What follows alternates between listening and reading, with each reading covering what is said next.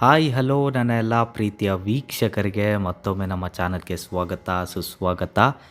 ಮೊದಲನೇದಾಗಿ ನೀವೆಲ್ಲರೂ ಹೇಗಿದ್ದೀರಾ? ಹೋಪ್ಫುಲಿ ಎಲ್ಲರೂ ಚೆನ್ನಾಗಿದ್ದೀರಾ ಅಂತ ಅಂದ್ಕೊಂಡಿದ್ದೀನಿ. ಆ್ಯಂಡ್ ಎಲ್ಲರೂ ನಿಮ್ಮ ಕೆಲಸ ಹೇಗೆ ಆಗಬೇಕು ಅಂದ್ಕೊಂಡಿದ್ದೀರೋ ಹಾಗೆ ಆಗ್ತಾಯಿದೆ ಅಂತ ಕೂಡ ಅಂದ್ಕೋತೀನಿ.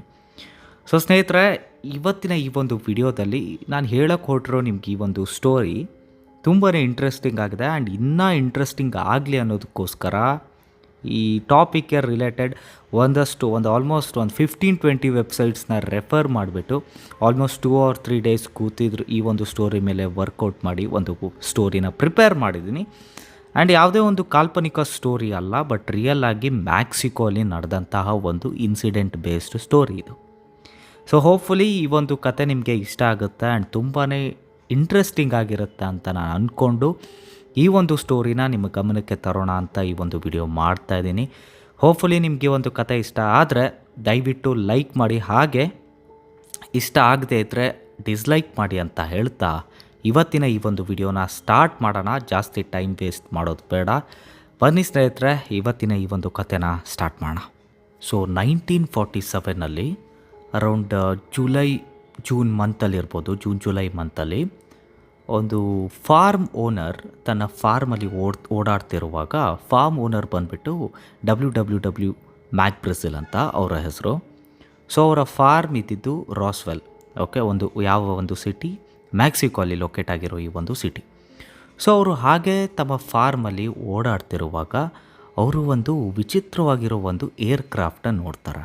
ಸೊ ಆ ಏರ್ಕ್ರಾಫ್ಟ್ನ ಅವರು ಹತ್ತಿರ ಹೋಗಿ ನೋಡಿದಾಗ ಆ ಏರ್ಕ್ರಾಫ್ಟ್ ಅಂದರೆ ತಮ್ಮ ಒಂದು ಕಂಟ್ರಿ ಏರ್ಕ್ರಾಫ್ಟ್ ಯಾವುದೇ ಏರ್ಕ್ರಾಫ್ಟ್ಗೆ ಅದು ಮ್ಯಾಚ್ ಆಗ್ತಾ ಇರಲಿಲ್ಲ. ತುಂಬಾ ಯೂನೀಕಾಗಿ ತುಂಬಾ ವಿಚಿತ್ರವಾಗಿತ್ತು.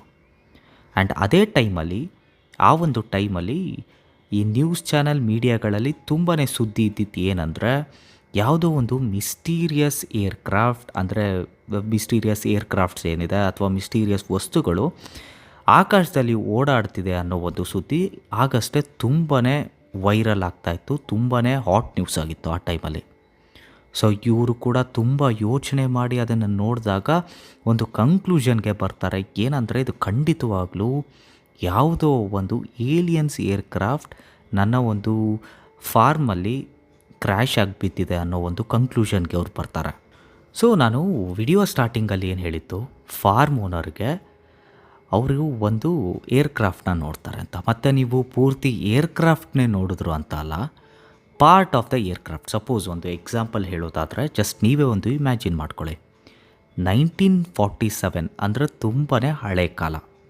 ಸೊ ಆ ಒಂದು ಕಾಲದಲ್ಲಿ ಇಷ್ಟೊಂದು ಅಪ್ಡೇಟೆಡ್ ಆಗಿರೋ ವಸ್ತುಗಳು ಸಿಗೋದು ಇಟ್ಸ್ ಇಂಪಾಸಿಬಲ್. ಸೊ ಒಂದು ಏರ್ಕ್ರಾಫ್ಟ್ಗೆ ಏನೇನು ಬೇಕು, ಒಂದು ಟಿನ್ ಬೇಕು, ಹಾಗೆಯೇ ರಬ್ಬರ್ ಸ್ಟಿಂಗ್ ಇರುತ್ತೆ. ಸೊ ಈಗ ಅದು okay, it's a normal thing ಈಗಿನ ಕಾಲದಲ್ಲಿ. ಬಟ್ 1947 ಆ ಒಂದು ಟೈಮಲ್ಲಿ ಆ ಥರ ಒಂದು ಅಪ್ಡೇಟೆಡ್ ಆಗಿರೋ ವಸ್ತುಗಳು, ಹಾಗೆ ಅಷ್ಟು ಶೈನಿಂಗ್ ಆಗಿರೋ ಮೆಟೀರಿಯಲ್ಸ್ಗಳು, ಇನ್ನೊಂದು ಸರ್ಪ್ರೈಸಿಂಗ್ ಏನಂದರೆ, ಆ ಥರ ವಸ್ತುಗಳು ಆ ಟೈಮಲ್ಲಿ ಯಾವುದೇ ಒಂದು ಏರ್ಕ್ರಾಫ್ಟಲ್ಲಿ ಯೂಸ್ ಮಾಡ್ತಾ ಇರಲಿಲ್ಲ. ಸೊ ಅವರ ಒಂದು ಪೊಸಿಷನಲ್ಲಿ ನಾವು ಅಥವಾ ನೀವಿದ್ದಿದ್ರೂ ಕೂಡ ಅವ್ರ ಥರನೇ ಯೋಚನೆ ಮಾಡ್ತಿದ್ವಿ ಅಲ್ವಾ. ಆ್ಯಂಡ್ ಆ ಒಂದು ಟೈಮಲ್ಲಿ ಈ ಏಲಿಯನ್ಸ್ಗಳ ಬಗ್ಗೆ ತುಂಬಾ ಚರ್ಚೆ ನಡೀತಾ ಇತ್ತು ಮೀಡಿಯಾ ಹಾಗೆ ನ್ಯೂಸಲ್ಲಿ, ನಾನು ಮೊದಲೇ ಹೇಳಿರೋ ಹಾಗೆ. ಸೊ ಹೀಗಿರುವಾಗ ಫಾರ್ಮ್ ಓನರ್ ಯೋಚನೆ ಮಾಡಿದ್ದಲ್ಲಿ ಏನೂ ತಪ್ಪಿಲ್ಲ. ಇಷ್ಟೆಲ್ಲ ಆದಮೇಲೆ ಆ ಒಂದು ಫಾರ್ಮ್ ಓನರ್ ಏನು ಮಾಡ್ತಾರೆ ಅಂದರೆ, ಆ ಒಂದು ಏರ್ಕ್ರಾಫ್ಟಲ್ಲಿ ಸಿಕ್ಕಿರುವಂಥ ಒಂದಷ್ಟು ಮೆಟೀರಿಯಲ್ಸ್ನ ಪಿಕ್ ಮಾಡಿಕೊಂಡು ಆ ಒಂದು ಮೆಟೀರಿಯಲ್ಸ್ನ ಹೋಗ್ಬಿಟ್ಟು ಜಾರ್ಜ್ ವಿಲ್ಕಾಕ್ಸ್, ಅಂದರೆ ಅವರು ಒಂದು ಶೆರೀಫ್ ಆಗಿದ್ದರು, ರಾಸ್ವೆಲ್ನ ಶೆರೀಫ್ ಅವರು. ಸೊ ಅವ್ರಿಗೆ ಹೋಗಿ ಅದನ್ನು ಹ್ಯಾಂಡ್ ಓವರ್ ಮಾಡ್ತಾರೆ ಆ ಒಂದು ಮೆಟೀರಿಯಲ್ಸ್ನ.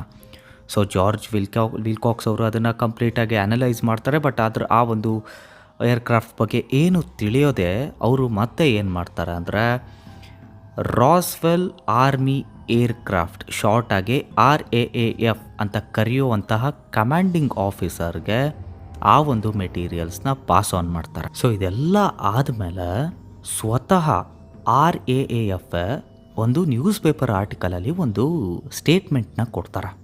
ಸೊ ಸ್ಟೇಟ್ಮೆಂಟ್ ತುಂಬಾ ಇಂಟ್ರೆಸ್ಟಿಂಗ್ ಆಗಿತ್ತು. ಹೇಳ್ತಾರೆ ಆ ಸ್ಟೇಟ್ಮೆಂಟಲ್ಲಿ, ಆ ಒಂದು ಏರ್ಕ್ರಾಫ್ಟ್ ಏನು ಆ ವ್ಯಕ್ತಿಯ ಒಂದು ಫಾರ್ಮ್ ಇದರಲ್ಲಿ ಸಿಕ್ಕಿದೆ, ಅದು ಖಂಡಿತವಾಗ್ಲೂ ಯಾವುದೋ ಒಂದು ನಾರ್ಮಲ್ ಏರ್ಕ್ರಾಫ್ಟ್ ಅಲ್ವೇ ಅಲ್ಲ.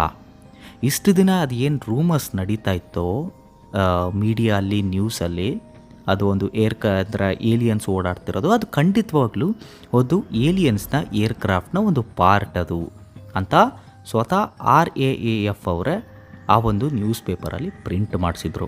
ಆ್ಯಂಡ್ ಆ ಒಂದು ಸ್ಟೇಟ್ಮೆಂಟಲ್ಲಿ ಇನ್ನೊಂದು ಏನು ಆ್ಯಡಪ್ ಮಾಡಿದ್ರು ಅಂದರೆ, ಮೇಜರ್ ಜೆಸ್ಸಿ ಯಾರು RAAFನ ಒಂದು ಎಕ್ಸಾಮಿನಿಂಗ್ ಆಫೀಸರ್ ಆಗಿದ್ದರು, ಅವರು ಸ್ವತಃ ಸ್ಪಾಟ್ಗೆ ಹೋಗ್ಬಿಟ್ಟು ಅಲ್ಲಿ ಸಿಕ್ಕಿರೋ ವಸ್ತುಗಳನ್ನ ಎಲ್ಲ ಒಂದು ಎಕ್ಸಾಮೈನ್ ಮಾಡಿ ಅವ್ರು ಕೊಟ್ಟಿರುವಂತಹ ಒಂದು ರಿಪೋರ್ಟ್ ಬೇಸಿಸ್ ಮೇಲೆ ನಾವು ಹೇಳ್ತಾ ಇರೋದು, ಅದು ಖಂಡಿತವಾಗ್ಲೂ ಒಂದು ಏಲಿಯನ್ಸ್ನ ಏರ್ಕ್ರಾಫ್ಟ್ ಆಗಿದೆ, ಯಾವುದು ಕ್ರ್ಯಾಶ್ ಆಗಿ ಅಲ್ಲಿ ಲ್ಯಾಂಡ್ ಅಪ್ ಆಗಿದೆ ಅಂತ ಸ್ವತಃ RAAF ತಮ್ಮ ಒಂದು ಸ್ಟೇಟ್ಮೆಂಟ್ನ ನ್ಯೂಸ್ ಪೇಪರಲ್ಲಿ ಕೊಡ್ತಾರೆ, ನೆನಪಿರಲಿ.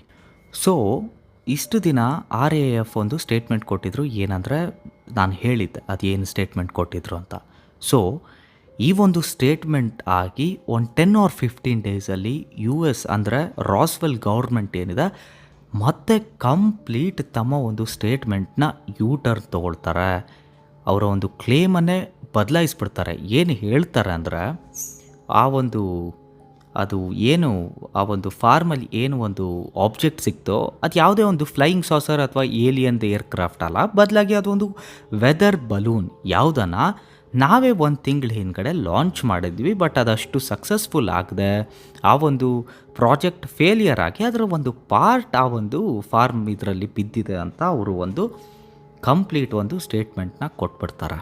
ಕಂಪ್ಲೀಟ್ ಟರ್ನ್ ಆಗಿ. ಮುಂಚೆ ಏನು ಹೇಳ್ತಾಯಿದ್ರು, ಅದೊಂದು ಫ್ಲೈಯಿಂಗ್ ಸಾಸರ್ ಅದು ಇದು ಅಂತ ಹೇಳ್ತಾಯಿದ್ರು. ಬಟ್ ಇವಾಗ ಇವರೇ ಇದೇ ರಾಸ್ವೆಲ್ ಗೌರ್ಮೆಂಟ್ ಮತ್ತೆ ಏನು ಹೇಳ್ತಾರೆ, ಅದು ಒಂದು ವೆದರ್ ಬಲೂನ್ ನಾವೇ ಲಾಂಚ್ ಮಾಡಿದ್ದು ಅಂತ ತಮ್ಮ ಒಂದು ಕ್ಲೇಮ್ನ ಬದಲಾಯಿಸ್ಬಿಡ್ತಾರೆ. ಸೊ ಈ ಥರ ಒಂದು ಸ್ಟೇಟ್ಮೆಂಟ್ ಇದೆಲ್ಲ ಆದಮೇಲೆ ಜನರಿಗೆ ಒಂದು ಅನುಮಾನ ಹುಟ್ಟುತ್ತೆ, ಗೌರ್ಮೆಂಟ್ ಏನೋ ಒಂದು ನಮ್ಮಿಂದ ಏನೋ ಬಚ್ಚಿಡ್ತಾ ಇದ್ದಾರೆ ಅನ್ನೋ ಒಂದು ಡೌಟ್ಫುಲ್ ಎಲ್ರಿಗೂ ಸ್ಟಾರ್ಟ್ ಆಗೋಕ್ಕೆ ಶುರು ಆಗುತ್ತೆ. ಹಾಗೆ ಸ್ವಲ್ಪ ದಿನ ಆದಮೇಲೆ ಸುಮಾರು ಟೈಮು ಪಾಸ್ ಆಗುತ್ತೆ. ಇದಾದಮೇಲೆ ಎಷ್ಟೋ ಜನ ಈ ಒಂದು ಇನ್ಸಿಡೆಂಟ್ ಬಗ್ಗೆ ಮರ್ತೇ ಹೋಗಿದ್ರು ಆಲ್ಮೋಸ್ಟ್. ಸೊ 1994 US ಗೌರ್ಮೆಂಟ್ ಮತ್ತೊಂದು ಎಕ್ಸ್ಪ್ಲನೇಷನಲ್ಲಿ ಬರುತ್ತೆ.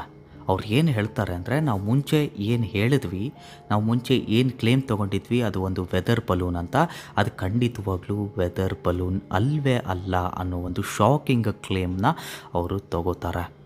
ಆ್ಯಕ್ಚುಲಿ ಅದು ಏನಾಗಿತ್ತು ಅಂದರೆ, ನಮ್ಮ ಒಂದು ಎನಿಮೀಸ್ USSR ಎನಿಮೀಸ್ ಅವರ ಮೇಲ್ಗಡೆ ಒಂದು ಟ್ರ್ಯಾಕ್ನ ಮಾಡೋಕ್ಕೋಸ್ಕರ ನಾವು ಒಂದು ಸೀಕ್ರೆಟ್ ಪ್ರಾಜೆಕ್ಟ್ನ ಡೆವಲಪ್ ಮಾಡ್ತಾಯಿದ್ವಿ. ಪ್ರಾಜೆಕ್ಟ್ ನೇಮ್ ಬಂದುಬಿಟ್ಟು ಪ್ರಾಜೆಕ್ಟ್ ಮುಕುಲ್ ಅಂತ. ಸೊ ಆ ಒಂದು ಪ್ರಾಜೆಕ್ಟ್ ತುಂಬ ಕಾನ್ಫಿಡೆನ್ಷಿಯಲ್ ಆಗಿರೋದ್ರಿಂದ ನಾವು ಅದನ್ನು ಒಂದು ಫಿಕ್ಷನ್ ಹೆಸರು ವೆದರ್ ಬಲೂನ್ ಅಂತ ಇಟ್ವಿ ಅಂತ ಸ್ವತಃ US ಗೌರ್ಮೆಂಟ್ USSR ಮತ್ತೊಂದು ಕ್ಲೇಮ್ನ ತೊಗೊಂಡು ಬರ್ತಾರೆ. ಸೊ ಇದೆಲ್ಲ ಕ್ಲೇಮ್ ಮೇಲೆ ಕ್ಲೇಮ್ ಇವರು ಉಲ್ಟಾ ಹೊಡಿತಾ ಇರೋದು ನೋಡಿ ನೋಡಿ ನೋಡಿ ಜನರಿಗೆ ತುಂಬಾ ಇನ್ನೂ ಡೌಟ್ ಜಾಸ್ತಿ ಶುರು ಆಗುತ್ತೆ. ಆ್ಯಂಡ್ ಒಂದಷ್ಟು ಜನ ಏನು ಹೇಳೋದಕ್ಕೆ ಶುರು ಮಾಡ್ತಾರೆ ಅಂದರೆ, ಇಲ್ಲ ಗೌರ್ಮೆಂಟ್ ತುಂಬಾ ಸುಳ್ಳು ಹೇಳ್ತಾ ಇದ್ದಾರೆ, ಸ್ವತಃ ಅವರೇ ಏಲಿಯನ್ಸ್ನ ನಾವು ನೋಡಿದ್ದೀವಿ ಅಂತ ಜನರು ತಮ್ಮ ಕ್ಲೇಮ್ನ ತೊಗೊಳೋದಕ್ಕೆ ಶುರು ಮಾಡ್ತಾರೆ. ಅವ್ರು ಹೇಳ್ತಾರೆ, ಈ ಒಂದು ಪ್ರಾಜೆಕ್ಟ್ ಮಾಡೋ ಟೈಮ್, ಈಗ ಸಪೋಸ್ ಏನಾದರೂ ಒಂದು ರೂಮರ್ ಬಂತು ಅಂದರೆ, ಲೈಕ್ ಆ ಒಂದು ಏರಿಯಾದಲ್ಲಿ ಏಲಿಯನ್ಸ್ ಲ್ಯಾಂಡ್ ಆಗಿದೆ ಅಂದರೆ ಎಷ್ಟೋ ಜನರು ಸೇರ್ತಿದ್ರು ಅಲ್ವಾ. ಸೊ ಆ ಥರ ಆಗುತ್ತೆ ಅನ್ನೋ ಒಂದು ಕಾರಣಕ್ಕೆ ಗೌರ್ಮೆಂಟ್ ಒಂದು ಸೇಫ್ಟಿ ಪ್ರಿಕಾಷನ್ಸ್ನ ತೊಗೊಂಡು ತಮ್ಮ ಪ್ರಾಜೆಕ್ಟ್ನ ತುಂಬ ಕಾನ್ಫಿಡೆನ್ಷಿಯಲ್ ಆಗಿ ಟೆಸ್ಟ್ ಮಾಡ್ತಾಯಿದ್ರು. ಆ ಟೈಮಲ್ಲಿ ಒಂದಷ್ಟು ಜನ ತುಂಬ ಮುಚ್ಚಿಟ್ಕೊಂಡು ಹೋಗಿ ನೋಡಿ ಹೇಳ್ತಾರೆ, ನಾವು ಇಲ್ಲ, ಗೌರ್ಮೆಂಟ್ ಆಫೀಷಿಯಲ್ಸ್ ಒಂದಷ್ಟು ವೈಟ್ ಕಲರ್ ಬಾಡೀಸ್ನ, ಅಂದರೆ ಅದು ವೈಟ್ ಕಲರ್ ಬಾಡೀಸ್ ಏನಿದೆ ಅದನ್ನು ಸ್ಟ್ರೆಚ್ಚರಲ್ಲಿ ತೊಗೊಂಡು ಹೋಗೋದು ನಾವೇ ಕಣ್ಣಾರೆ ನೋಡಿದ್ದೀವಿ, ಅದು ಖಂಡಿತವಾಗ್ಲೂ ಏಲಿಯನ್ಸೇ ಅಂತ ಒಂದಷ್ಟು ಜನರು ಅದನ್ನು ಕ್ಲೇಮ್ ಮಾಡ್ತಾರೆ. ಆ್ಯಂಡ್ ಈ ಒಂದು ಕ್ಲೇಮಿಗೆ ಮತ್ತೆ 1997 US ಗೌರ್ಮೆಂಟ್ ಅದಕ್ಕೆ ಒಂದು ಎಕ್ಸ್ಪ್ಲನೇಷನ್ ಆಗಿ ತೊಗೊಂಡು ಬರ್ತಾರೆ. ಅವ್ರು ಏನು ಹೇಳ್ತಾರೆ ಅಂದರೆ, ನಾವು ಯಾವ ಒಂದು ಪ್ರಾಜೆಕ್ಟ್ನ ಟೆಸ್ಟ್ ಮಾಡ್ತಾ ಇದ್ವಲ್ಲ, ಆ ಒಂದು ಪ್ರಾಜೆಕ್ಟ್ ಒಳಗಡೆ ಇಟ್ಟಂತಹ ಒಂದು ಟೆಸ್ಟ್ ಡಮ್ಮೀಸ್ ಬಾಡಿಗಳವು, ಈ ಒಂದು ಪ್ರಾಜೆಕ್ಟ್ ಸಕ್ಸಸ್ ಆಗುತ್ತೋ ಇಲ್ವೋ ಅಂತ ನಾವು ಒಂದು ಟೆಸ್ಟ್ ಡಮ್ಮೀಸ್ನ ಯೂಸ್ ಮಾಡ್ತಾ ಇದ್ವಿ ಅಂತ ಗೌರ್ಮೆಂಟ್ ಒಂದು ಕ್ಲೇಮನ್ನು, ಅಂದರೆ ಕೌಂಟರ್ ಕ್ಲೇಮ್ನ ಕೊಡ್ತಾರೆ. ಆ್ಯಂಡ್ ಅವ್ರು ಕೊಟ್ಟಿರುವಂತಹ ಒಂದು ಕೌಂಟರ್ ಕ್ಲೇಮ್ನ ಅಪ್ ಟು ಸಮ್ ಎಕ್ಸ್ಟೆಂಟ್ ನಂಬಲೇಬೇಕಾಗುತ್ತೆ. ಯಾಕಂದರೆ ಸ್ನೇಹಿತರೆ, ಈಗಲೂ ಕೂಡ ನಾವು ನೋಡ್ತೀವಿ, ಯಾವುದೇ ಒಂದು ಹೊಸ ಕಾರಲ್ಲೇ ತೊಗೊಳ್ಳೋಣ, ಆಟೋಮೊಬೈಲ್ ಯಾವುದೇ ಒಂದು ಹೊಸ ಇನ್ವೆನ್ಷನ್ ಆಯಿತು ಅಂದರೆ ಅದರಲ್ಲಿ ಟೆಸ್ಟ್ ಡಮ್ಮೀಸ್ನ ಇಟ್ಬಿಟ್ಟು ಎಕ್ಸ್ಪೆರಿಮೆಂಟ್ ಮಾಡ್ತಾರೆ. ಸೊ ಇರ್ಬೋದು ಆ ಒಂದು ಪ್ರಾಜೆಕ್ಟಲ್ಲಿ ಆ ಒಂದು ಟೆಸ್ಟ್ ಡಮ್ಮೀಸ್ನ ಕೂಡ ಅವ್ರು ಯೂಸ್ ಮಾಡಿರೋ ಒಂದು ಸಾಧ್ಯತೆ ಖಂಡಿತವಾಗ್ಲೂ ಇದೆ. ಸೊ ಈ ಒಂದು ಇನ್ಸಿಡೆಂಟ್ ಮೇಲ್ಗಡೆ ತುಂಬಾ ಕನ್ಫ್ಯೂಷನ್ ಆ ಒಂದು ಟೈಮಲ್ಲಿ ಹುಟ್ಟುತ್ತಾ ಹೋಯಿತು. ಒಂದಷ್ಟು ಜನ ಹೇಳ್ತಾರೆ ಹೌದು ಏಲಿಯನ್ಸ್ನ ನಾವು ನೋಡಿದ್ದೀವಿ, ಖಂಡಿತವಾಗ್ಲೂ ಗೌರ್ಮೆಂಟ್ ಸುಳ್ಳು ಹೇಳ್ತಾ ಇದ್ದಾರೆ. ಇವೊಂದು ಗೌರ್ಮೆಂಟ್ ಆ ಒಂದು ಎಕ್ಸ್ಪ್ಲನೇಷನ್ಸ್ನ ತೊಗೊಂಡು ಬಂದು ಆ ಒಂದು ಎಲ್ಲ ಕನ್ಫ್ಯೂಷನ್ನ ಸಾರ್ಟ್ ಔಟ್ ಮಾಡೋಕ್ಕೆ ಟ್ರೈ ಮಾಡಿದ್ರು ಕೂಡ ಒಂದಷ್ಟು ಸೆಟ್ ಆಫ್ ಪೀಪಲ್ ಅದನ್ನು ಒಪ್ಕೊಳ್ಳಿಲ್ಲ. ಬಟ್ ಒಂದಷ್ಟು ಜನ ಅದನ್ನು ಬ್ಲೈಂಡಾಗಿ ಒಪ್ಕೊಂಡ್ಬಿಟ್ರು. ಸೊ ಇವೊಂದು ಈಗಲೂ ಕೂಡ ಆ ಒಂದು ಟೈಮಲ್ಲಿ ತುಂಬಾ ಕನ್ಫ್ಯೂಷನ್ ಇದ್ರ ಬಗ್ಗೆ ಹುಟ್ಟುತ್ತಾ ಹೋಯಿತು, ಇಲ್ಲ ಏಲಿಯನ್ಸ್ ಇದೆ ಅಂತ. ಬಟ್ ಆಲ್ಮೋಸ್ಟ್ 70-75% ಆಫ್ ಪೀಪಲ್ ಆ ಒಂದು ಗೌರ್ಮೆಂಟ್ ಕೊಟ್ಟಿರೋವಂತಹ ಒಂದು ಎಕ್ಸ್ಪ್ಲನೇಷನಲ್ಲಿ ಸ್ಯಾಟಿಸ್ಫೈ ಆಗಿರಲಿಲ್ಲ. ಅವರು ಹೇಳ್ತಾರೆ ಖಂಡಿತವಾಗ್ಲೂ ಏಲಿಯನ್ಸ್ ಇದೆ, ನಾವು ನೋಡಿದ್ದೀವಿ ಅಂತ. ಆದರೆ ಗೌರ್ಮೆಂಟ್ ಅದನ್ನು ಕಂಪ್ಲೀಟಾಗಿ, ಅಂದರೆ ಗೌರ್ಮೆಂಟ್ ಕೂಡ ಒಂದಷ್ಟು ಜನರ ಡೌಟ್ ಏನಿದೆ ಅದನ್ನು ಅವರು ಕಂಪ್ಲೀಟಾಗಿ ಸಾರ್ಟ್ ಔಟ್ ಮಾಡಿರಲಿಲ್ಲ. ಒಂದಷ್ಟು ಬೇಸಿಕ್ ಡೌಟ್ಸ್ ಏನಿದೆ ಅದನ್ನು ಹೌದು ಅವರು ಎಕ್ಸ್ಪ್ಲನೇಷನ್ ತೊಗೊಂಡು ಬಂದರು. ಬಟ್ ಒಂದಷ್ಟು ಡೌಟ್ಸ್ನ ಜನರೇ ಗೌರ್ಮೆಂಟ್ ಎದುರುಗಡೆ ಹಾಕಿದ್ರೆ ಗೌರ್ಮೆಂಟ್ ಆ ಒಂದು ಇನ್ಸಿಡೆಂಟ್ ಮೇಲ್ಗಡೆ ತುಂಬಾ ಸೈಲೆಂಟ್ ಆಗಿದ್ದರು, ಏನೂ ಮಾತಾಡಲಿಲ್ಲ. ಸೊ ನಿಜಕ್ಕೂ ಗೌರ್ಮೆಂಟ್ ಏನಾದರೂ ಮುಚ್ಚಿಡೋಕ್ಕೇನಾದರೂ ಪ್ರಯತ್ನ ಪಟ್ರಾ? ನಿಮ್ಗೇನು ಅನಿಸುತ್ತೆ? ನಿಮ್ಮ ಒಂದು ಅಭಿಪ್ರಾಯನ ಕಮೆಂಟ್ ಬಾಕ್ಸ್ ಮೂಲಕ ತಿಳಿಸಿ. ಹಾಗೆಯೇ ಇದಾಗಿತ್ತು ಇವತ್ತಿನ ಈ ಒಂದು ವಿಡಿಯೋ. ಮುಂದಿನ ವಿಡಿಯೋದಲ್ಲಿ ಮತ್ತೊಮ್ಮೆ ಸಿಗೋಣ. Until then take care and thank you for watching.